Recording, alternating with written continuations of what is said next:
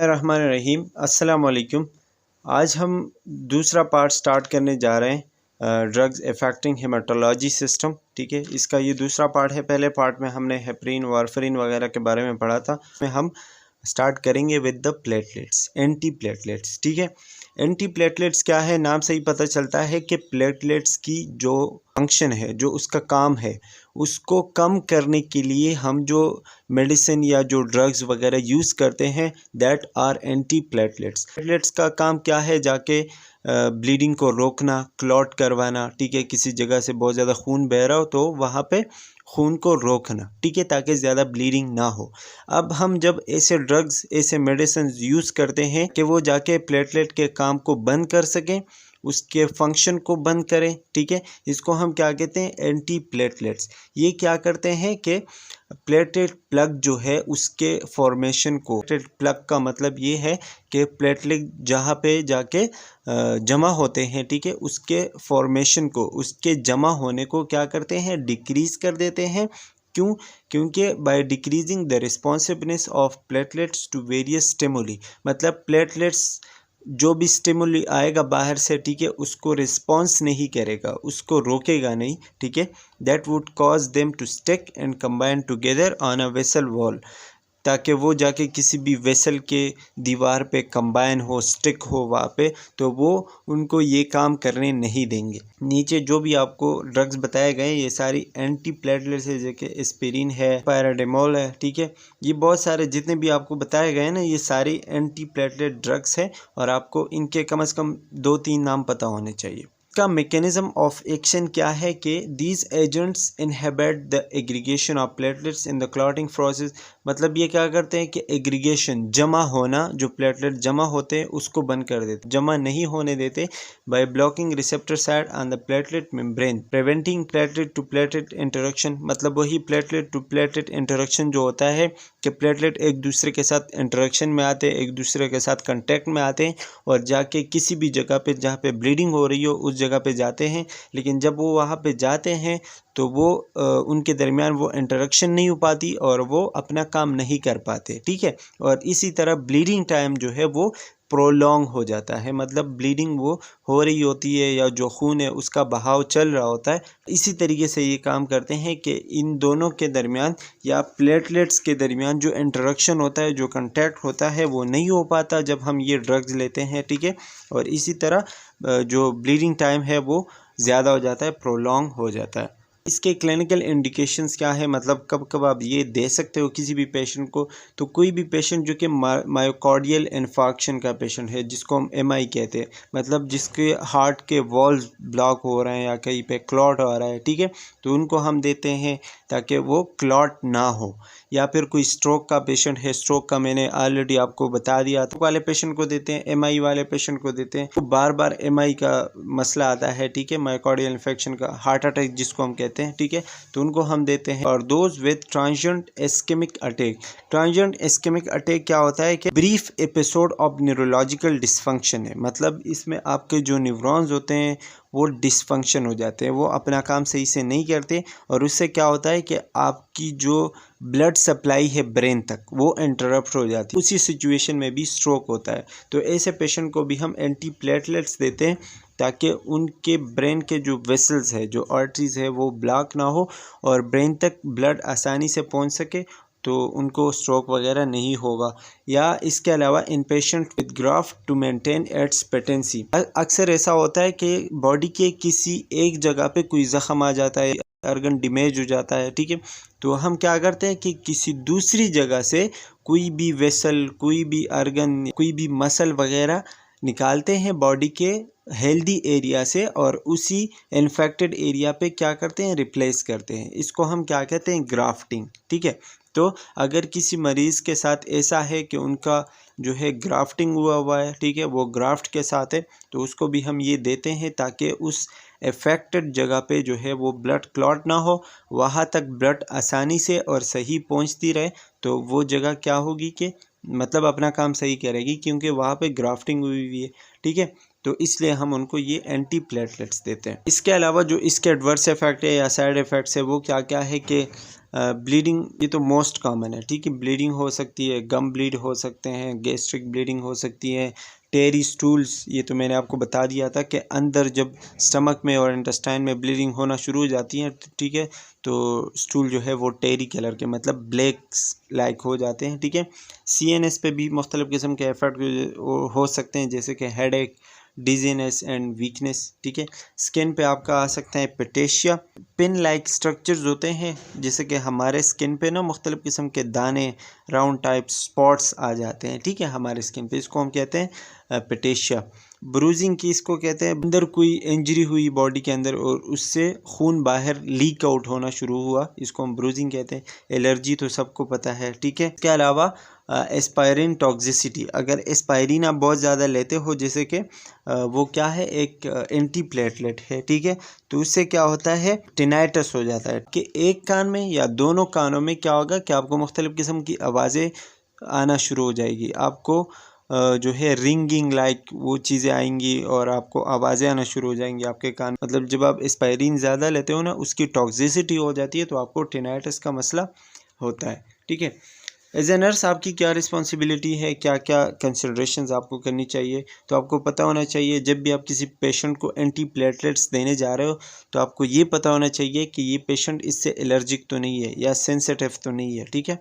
इसके अलावा vital science आपने अच्छे से चेक करने हैं, ब्लीडिंग एरिया जहाँ से ब्लीडिंग हो रही हो वो एरिया बहुत अच्छे से चेक करना है कि कहीं ब्लीडिंग वगैरह तो नहीं हो रही, अगर ऐसा है तो फिर आपने एंटी प्लेटलेट्स नहीं देने, ठीक है।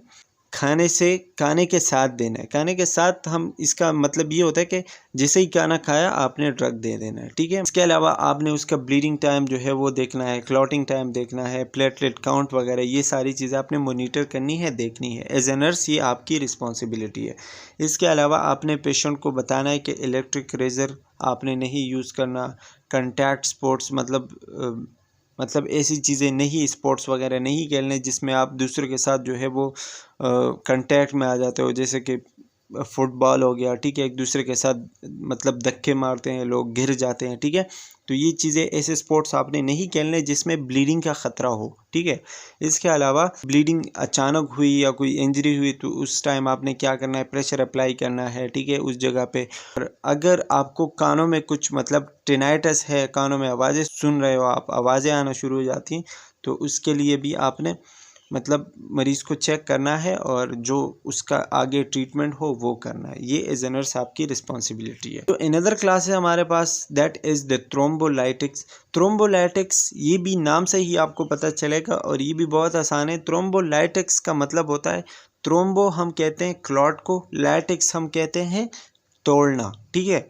तो अब इसका मतलब ये होता है, ये वो ड्रग्स है जो पहले से एग्जिस्टिंग क्लॉट्स को ख़त्म करते हैं, ठीक है। इसी जगह पे क्लॉट है, उस क्लॉट को हमने ख़त्म करना है तो उसके लिए हम क्या देंगे, thrombolytics. Agents are used to activate the natural anti clotting fibrinolytic mechanism.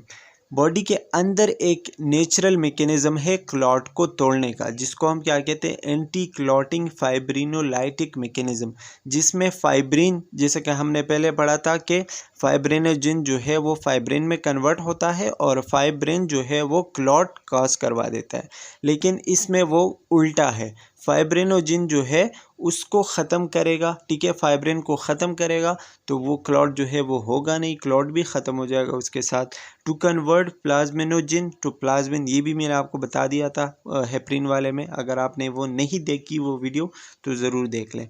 Which destroys and breaks down the fibrin threads in the blood clot. Fibrin की वजह से जो क्लॉट हो रहा था, ठीक है, उसको वो ख़त्म कर देता है। उसके अंदर जो थ्रेड्स होते हैं, जो धागे होते हैं क्लॉट को प्रोड्यूस करने के, वो तोड़ते हैं, ठीक है, टूट जाते हैं और इसी तरह जो क्लॉट होता है वो भी ख़त्म हो जाता है। सिंपल आप ये कह सकते हो कि थ्रोम्बोलाइटिक्स जो है ये जाके फाइब्रिन की वजह से जो क्लॉट बनते हैं, ठीक है, उनको तोड़ते हैं, थ्रेड्स को ख़त्म करते हैं, इसको हम क्या कहते हैं, फाइब्रिनोलाइसिस, मतलब the breakage of fibrin. The result is clot disintegration. Disintegration मतलब ख़त्म होना, बेतरतीब होना, डिस्टर्ब होना, तो क्लॉट क्या हो जाता है, ख़त्म हो जाता है after the use of thrombolytics.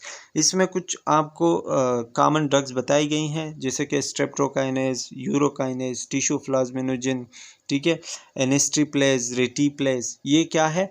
ये इसके ड्रग्स है जो कि आप एज अ थ्रोम्बोलाइटिक यूज़ कर सकते हो। का मैकेनिज्म ऑफ एक्शन क्या है कि स्ट्रेप्टोकाइनेज और यूरोकाइनेज जो है ये एंजाइम्स है that act systematically to dissolve the blood clots. इसमें ये दो स्पेशली स्ट्रेप्टोकाइनेज एंड यूरोकाइनेज ये एंजाइम जो है ये स्पेशली ब्लड क्लॉट को जो है वो ख़त्म कर देते हैं bye activating plasminogen to plasmin.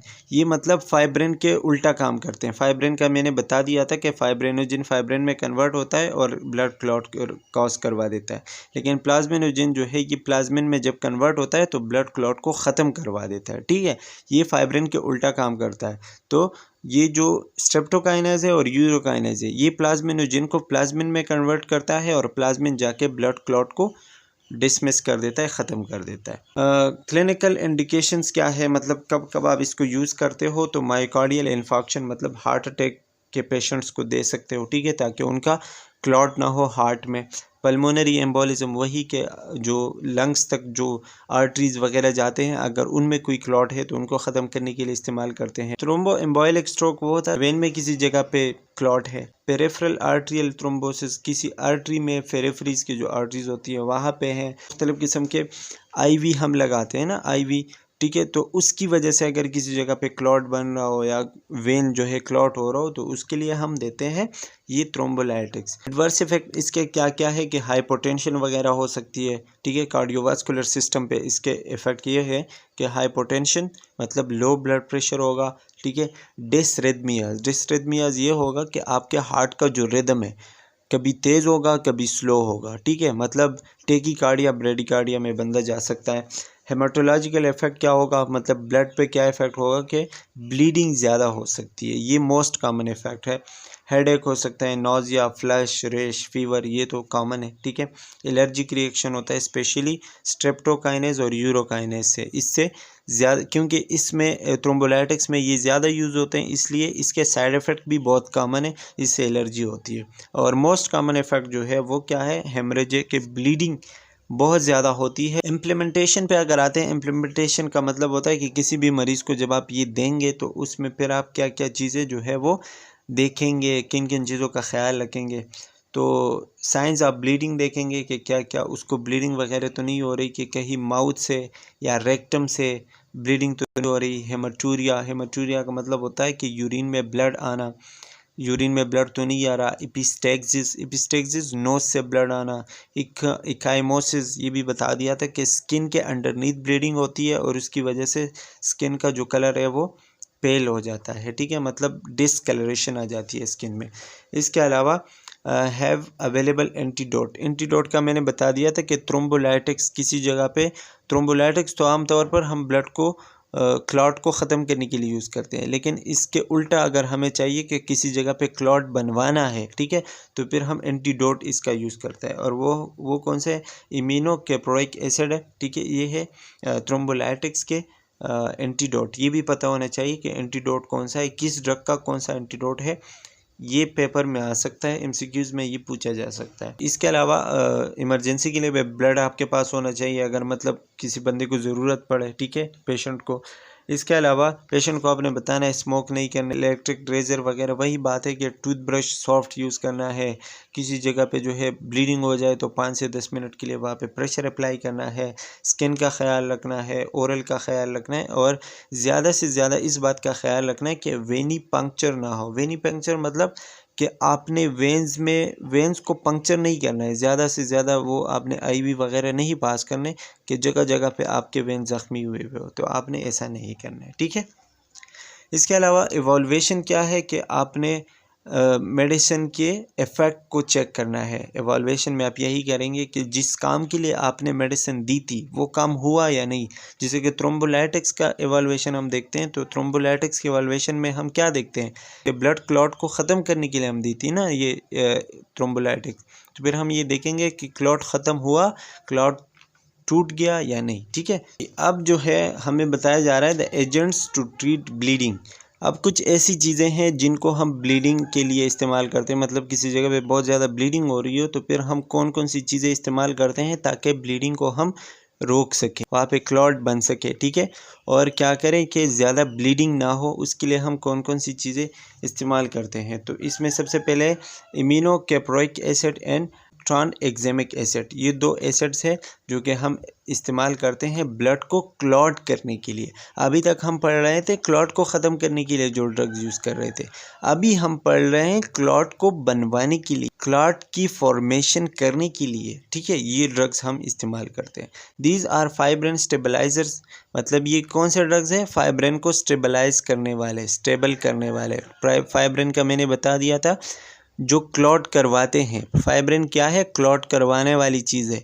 तो ये ड्रग क्या करते हैं कि फाइब्रिन को स्टेबलाइज करते हैं, मतलब उसको स्टेबल करते हैं, उसको इस काबिल बनाते हैं कि वो जाके क्या करें, ब्लड क्लॉट करवाएं, ठीक है।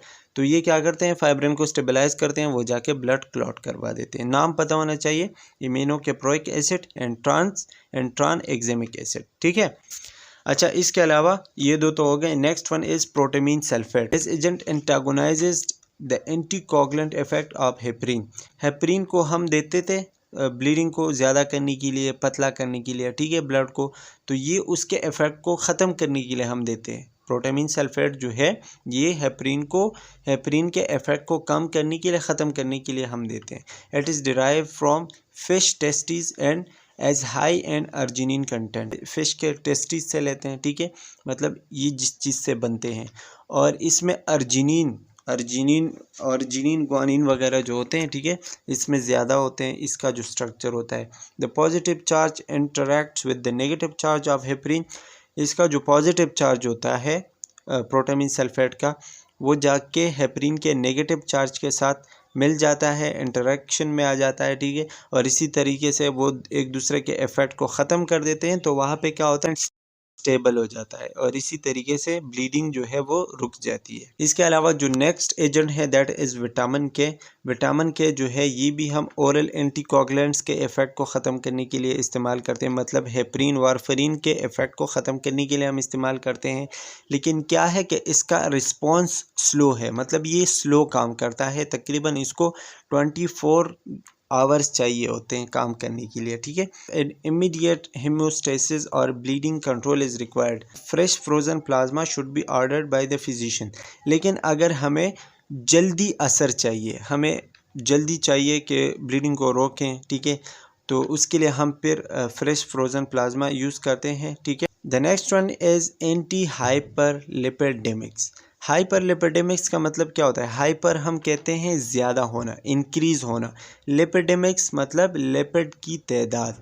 तो हाइपरलिपिडेमिक्स का मतलब होता है जब लिपिड ज़्यादा हो जाए आपके ब्लड में, आपके बॉडी में।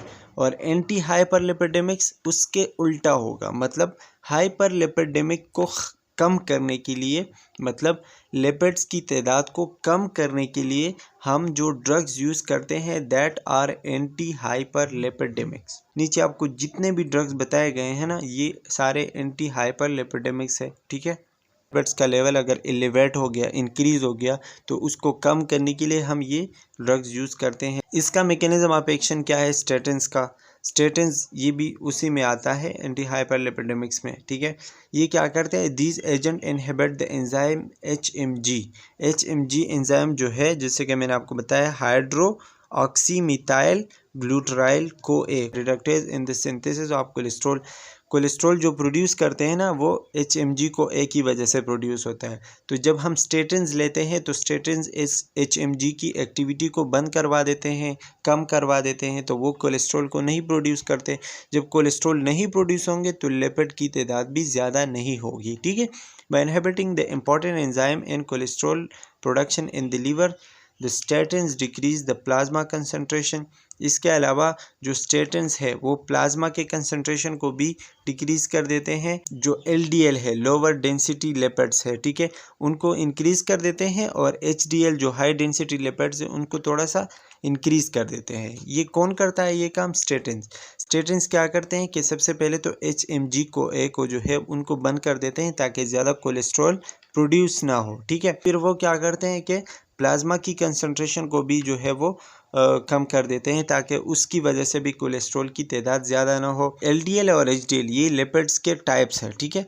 तो एलडीएल को थोड़ा सा कम कर देते हैं और एचडीएल को थोड़ा सा ज़्यादा कर देते हैं, और ये काम कौन करता है? स्टेटिन्स। थेराप्यूटिक इंडिकेशन मतलब कब कब आप यूज़ कर सकते हो, तो कब यूज़ कर सकते हो? These agents are given to patient with coronary artery disease.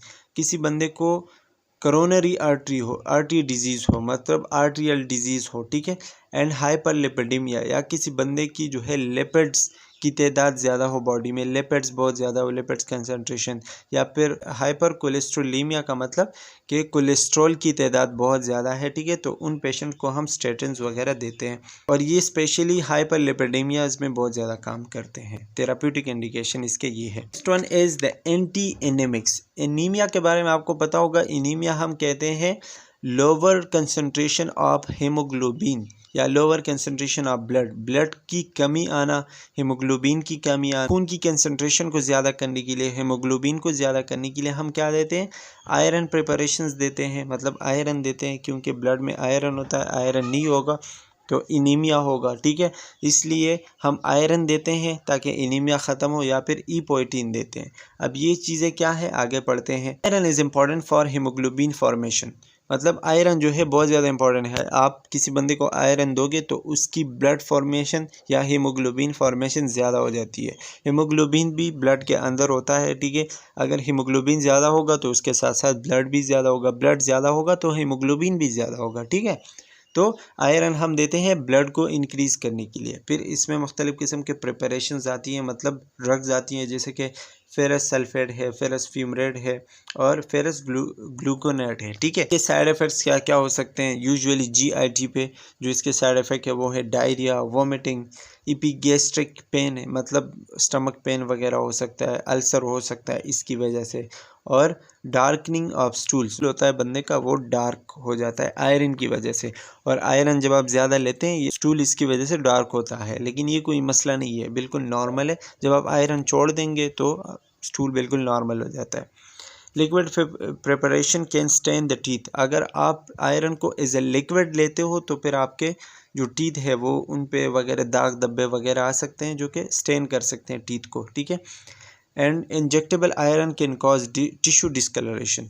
और अगर आप एज आ इंजेक्शन लेते हो, आईएम लेते हो, तो क्या होता है कि वो आपके टिश्यूज़ को डिस्कलर करवा सकता है, और इसके अलावा आपको चक्कर वगैरह भी आ सकते हैं। ये इसके साइड इफ़ेक्ट है, ठीक है। अब पढ़ते हैं ड्रग इंटरेक्शन, मतलब आयरन के साथ अगर आप कोई दूसरी ड्रग देते हो, कोई दूसरी मेडिसिन देते हो, तो उसका आयरन पे क्या असर होता है। तो यहाँ पे आपको बताया जा रहा है टेट्रासाइक्लिन इनिसेलामाइन combine with iron preparation and render the iron अनएब्जॉर्बेबल।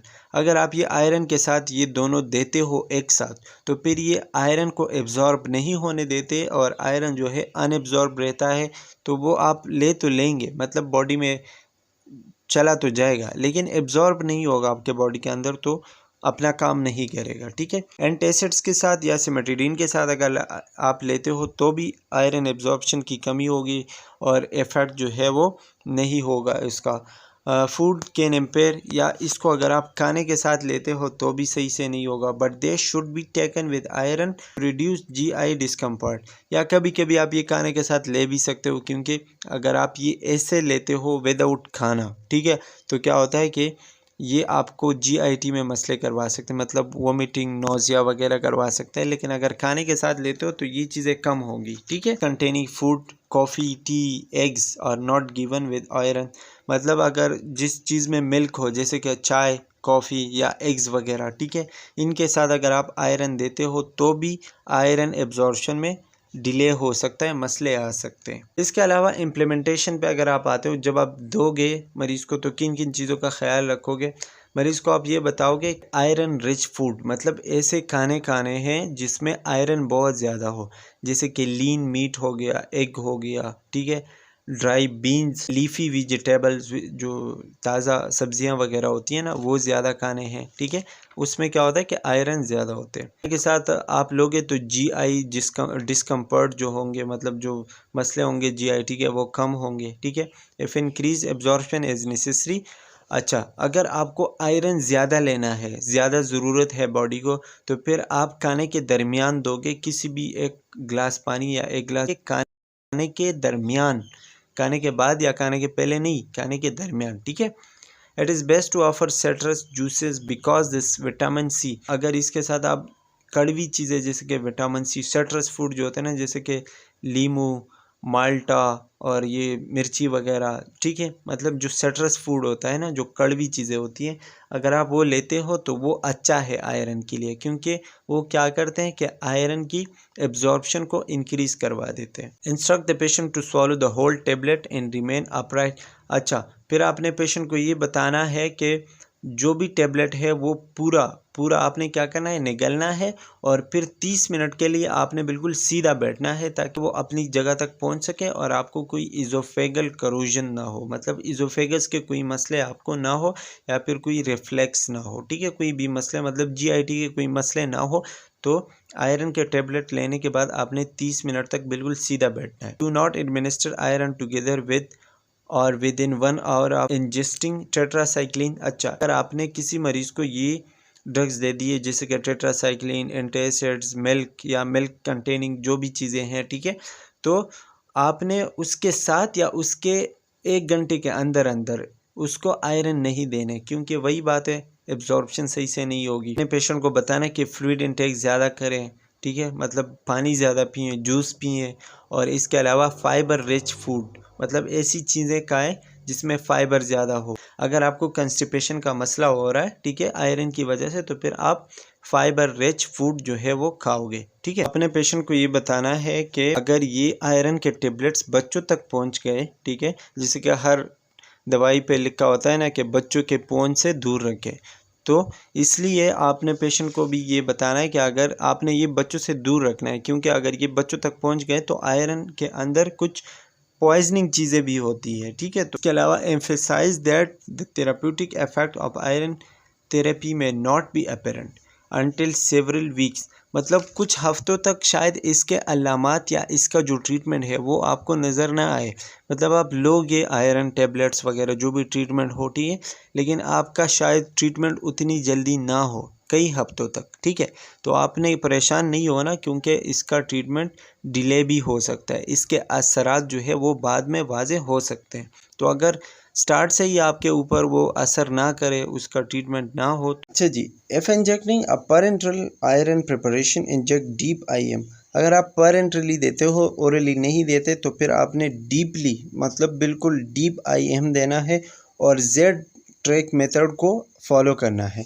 Z track method क्या है, आपको स्क्रीन पे भी नज़र आ रहा होगा। जो इर्द गिर्द के टिश्यूज़ है, जो स्किन है, उसको प्रेस करते हैं ताकि जो हम ड्रग दे रहे हैं, ठीक है, वो उन टिश्यूज़ तक ना पहुँचे, ठीक है, वहाँ पे लीक ना हो और उन टिश्यूज़ को अफेक्ट ना करे, ठीक है। अगर आप लिक्विड प्रिपरेशन देते हो, मतलब ओरली आप देते हो लिक्विड प्रिपरेशन आयरन के, ठीक है, फिर आपने उसको स्ट्रॉ देना है, क्योंकि अगर आप स्ट्रॉ नहीं दोगे तो उसका इफ़ेक्ट दांतों पे आ सकता है, दांतों पे दाग धब्बे वगैरह आ सकते हैं।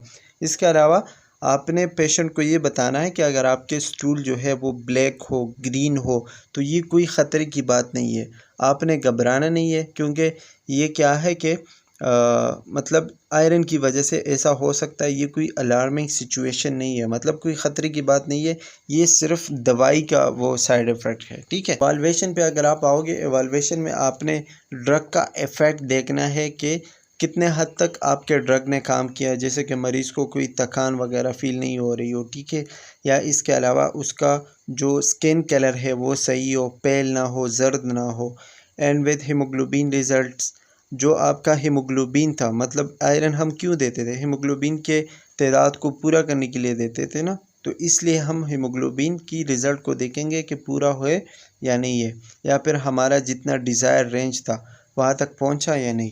तो ये सारी चीज़ें हम देखते हैं after the administration of iron preparations, ठीक है। अब नेक्स्ट क्लास हमारे पास है एरिथ्रोपोइटीन। एरिथ्रोपोइटीन के नाम से भी आपको पता चल जाता है कि एरिथ्रो या एरिथ्रोसाइट हम किसके लिए इस्तेमाल करते हैं, रेड ब्लड सेल्स के लिए इस्तेमाल करते हैं, ठीक है। तो एरिथ्रोपोइटीन वो ड्रग्स हैं जो आरबीसीज को के प्रोडक्शन को इंक्रीज करते हैं, मतलब आरबीसी को ज़्यादा प्रोड्यूस करवाते हैं, ठीक है। This drug act like the natural glycoprotein और एरिथ्रोपोइटीन, नेचुरली हमारे बॉडी में होते हैं ग्लाइकोप्रोटीन और एरिथ्रोपोइटीन, और ये आरबीसी के प्रोडक्शन को स्टिमुलेट करवाते हैं, मतलब इंक्रीज़ करवा देते हैं, ठीक है। तो जब वो काम नहीं करते या उसमें कोई मसला होता है बॉडी के नेचुरली एरिथ्रोपोइटीन में, ठीक है, तो फिर हम एज अ मेडिसिन देते हैं, एज अ ड्रग देते हैं एरिथ्रोपोइटीन, और वो क्या काम करते हैं कि बोन मेरो को इस काबिल बनाते हैं, स्टिमुलेट करते हैं ताकि वो आरबीसी की प्रोडक्शन को जारी कर सके, इंक्रीज़ कर सके, ठीक है। ये हम या सबकुटेनियसली देते हैं या फिर इंटरवीनियसली, मतलब आईवी के थ्रू देते हैं for the treatment of anaemia. फिर एनीमिया के साथ रेनल फेलियर या कोई पेशेंट हो जो कि डायलिसिस पर हो, ठीक है, को हम ये एरिथ्रोपोइटीन देते हैं, ठीक है। Also use in patient for blood transfusion. Blood transfusion अगर आप करते हो, कोई पेशेंट है जो बार बार ब्लड ट्रांसफ्यूजन करवाता है, ठीक है, मतलब जिसकी बॉडी में ब्लड की कमी है, तो एरिथ्रोपोइटीन देंगे ताकि ब्लड नेचुरली प्रोड्यूस हो उसकी बॉडी में, ठीक है। या कोई ऐसा पेशेंट है जो कि सर्जिकल पेशेंट्स होते हैं जिससे ब्लड बहुत ज़्यादा वो लॉस हो रही हो, ठीक है, या फिर बहुत ज़्यादा लॉस हुई हो, तो फिर हम एरिथ्रोपोइटीन देते हैं। एडवर्स इफेक्ट या साइड इफ़ेक्ट इसके क्या क्या हो सकते हैं? सीएनएस पे हेडेक हो सकता है, फटीक, एस्थीनिया कहते हैं एबनॉर्मल फिजिकल वीकनेस, या फिर आप कह सकते हो कि लैक ऑफ एनर्जी, मतलब आप सुस्त फील होंगे, ठीक है, आप में कोई एनर्जी वगैरह नहीं होगी। डिजीनेस हो सकता है, सीजर होते हैं, झटके वगैरह जो आते हैं, ठीक है। These are due to the cellular response of the glycoprotein. GIT में भी मुख्तलिफ किस्म के एडवर्स इफेक्ट होते हैं, जैसे कि नोजिया, वोमिटिंग, डायरिया, जो कि कॉमन है हर ड्रग में ये होता है। कार्डियोवास्कुलर में क्या होता है कि हाइपरटेंशन, हाई ब्लड प्रेशर हो सकता है, एडीमा हो सकता है, चेस्ट पेन हो सकता है, आरबीसी की प्रोडक्शन की वजह से, आरबीसी ज़्यादा होता है ना, तो उसकी वजह से चेस्ट पेन हो सकता है। इम्प्लीमेंटेशन पे अगर आप आते हैं, मतलब कैसे दोगे, तो सबकुटेनियसली दोगे या फिर आईवी दोगे 3 टाइम्स पर वीक, आईवी दोगे या फिर सबकुटेनियसली एरिथ्रोपोइटीन आप दोगे। Monitor the IV access line if given IV अगर आप देते हो तो फिर आपने आईवी का सही से ख्याल रखना है और किसी दूसरे सोल्यूशन के साथ मिक्स नहीं करना, ओनली एरिथ्रोपोइटीन देना है। Determine periodically the level of haematocrit and iron store during therapy. फिर उसके बाद आपने वक्फे से उसके हेमाटोक्रिट लेवल और आयरन लेवल वगैरह चेक करना है उसके ब्लड में। A patient does not respond to the drug, re-evaluate the cause of anemia।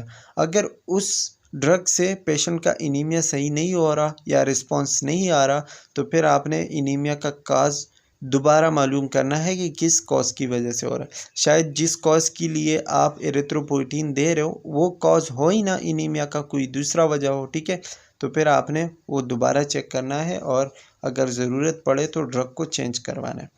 Maintain seizure precaution on stand as by seizure के ना कर। अगर झटके आए तो उसके लिए भी आपके पास प्रिकॉशंस होने चाहिए कि क्या आपने करना है, एहतियाती तदाबीर आपने पहले से जो है वो मतलब आपने आपको रेडी रखना है कि सीजर्स आ सकते हैं, झटके आ सकते हैं। Comfort measure like small frequent feeding, थोड़ा थोड़ा आपने खाना देना है, ठीक है, वक्फे से।